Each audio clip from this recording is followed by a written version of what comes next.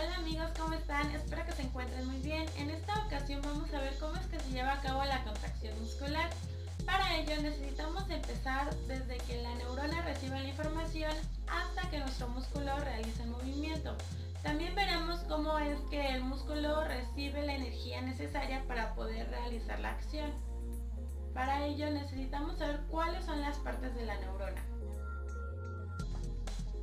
Las partes de la neurona son cuerpo de la neurona, núcleo, dendritas, axón, nódulo de Ramberg, vaina de mielina. Las neuronas se van a dividir en tres tipos: las neuronas sensitivas, las interneuronas y las neuronas motoras. Las neuronas sensitivas son las que reciben la información del exterior y del interior del cuerpo. Las interneuronas pasan la información de neurona a neurona. Y las neuronas motoras reciben la información para llevar a cabo una acción. Pero para que las señales de las neuronas puedan llevarse a cabo, necesitamos de algo llamado potencial de membrana. El potencial de membrana va a hacer el recambio entre el sodio y el potasio a través de los canales que se encuentran en la membrana. Estos se van a llevar a cabo gracias a los diferentes componentes que existen dentro y fuera de la neurona. Van a existir dos tipos de potenciales: el potencial de membrana en reposo y el potencial de membrana en acción. En el potencial de membrana en reposo se va a dar una fuga de potasio, lo que va a ocasionar la entrada de sodio. Tenemos que tener en cuenta que la permeabilidad del potasio es 100 veces mayor a la del sodio. La proporción va de 35:1. En el potencial de acción, cada potencial iniciará con un cambio súbito de un potencial negativo o un potencial positivo. Va a estar dado por tres fases. En la primera fase, la membrana se encontrará polarizada. Al ser activados los canales de sodio por la diferencia de voltaje, se abren permitiendo la entrada del sodio a la célula. Debido a que estos canales solo poseen una compuerta, se impide la salida del potasio. En la segunda fase, llamada fase de despolarización, la membrana se hace más permeable al sodio, pero se requiere superar los menos 65 mV para desencadenar el potencial de acción. En la tercera fase de repolarización, si el voltaje se encuentra elevado de menos 65 volts a 35 mV, la compuerta se abre de 500 a 5000 veces, permitiendo la permeabilidad del sodio para permitir la despolarización de la célula. Para que esto pueda ocurrir, es necesario que el mensaje sea empaquetado para que pueda salir de la célula.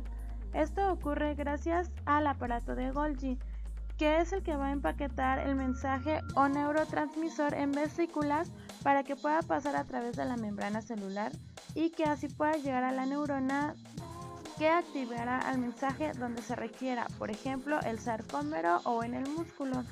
El sarcómero se encuentra en el músculo, en el cual vamos a encontrar las moléculas de actina y las moléculas de miosina. A su vez, el sarcómero va a estar compuesto por banda I, disco Z, banda A, que contiene la zona H y la línea M, filamentos delgados y filamentos gruesos. El ATP que sale de la cadena respiratoria es el necesario para el funcionamiento de la actina y la miosina. Para ello, necesito consumir sodio, potasio, calcio, magnesio, vitaminas del complejo B como son B1, B2, B3, B5 y vitamina C. Entonces tendremos que los filamentos de actina relajados se extienden entre los discos Z. Por el contrario, los filamentos de actina han sido contraídos hacia los filamentos de miosina, de modo que sus extremos se superponen entre sí en su máxima extensión. Además, los discos Z han sido traccionados por los filamentos de actina hasta los extremos de los filamentos de miosina. Así, la contracción muscular se produce por un mecanismo de deslizamiento de los filamentos. Los filamentos de actina se deslizan hacia adentro entre los filamentos de miosina debido a las fuerzas que se generan por la interacción de los puentes cruzados, que van desde los filamentos de miosina hasta los filamentos de actina. En condiciones de reposo, estas fuerzas están inactivas, pero cuando un potencial de acción viaja a lo largo de la fibra muscular, esto hace que el retículo sarcoplasmático libere grandes cantidades de iones de calcio, que rodean rápidamente las miofibrillas. A su vez, los iones de calcio activan las fuerzas de atracción entre los filamentos de miosina y actina para comenzar la contracción. La glucólisis se va a dividir en dos: glucólisis aerobia y glucólisis anaerobia. La glucólisis anaerobia tiene lugar en el citoplasma de la célula, de la cual obtenemos 2 unidades de ATP. En la glucólisis aeróbica es donde se produce la mayor cantidad de energía. Tiene lugar en las mitocondrias, que se encuentran situadas cerca de las partes de la célula que requieren energía, como son las fibras contráctiles de las fibras musculares. Esta etapa implica 2 series de reacciones, la primera llamada ciclo de Krebs, la segunda llamada cadena respiratoria. Si hay suficiente oxígeno disponible, la última etapa de la glucólisis, que es la conversión del ácido pirúvico a lactato, no tiene lugar. En su lugar, el piruvato se oxida a ácido acético, el cual forma un enlace tioéster con la coenzima A, y como resultado tenemos acetilcoenzima A. Para estas reacciones se necesita una molécula transportadora de hidrógeno NAD, además de coenzima A. Como productos obtenemos el NADH y hidrógeno junto con una molécula de CO2. El acetilcoenzima A está disponible para entrar al ciclo del ácido cítrico o ciclo de Krebs. Esta serie de reacciones producen 2 moléculas de carbono, 4 pares de átomos de hidrógeno y un éster fosfato de alta energía en forma de GTP, el cual transfiere un fosfato al ADP para formar un ATP.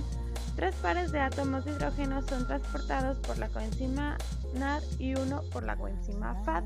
Al pasar una molécula de acetilcoenzima A través del ciclo de Krebs, se generan 2 unidades de ATP, uno procedente del GTP producido en el ciclo del ácido cítrico y 11 procedentes del NADH o FADH de la cadena respiratoria.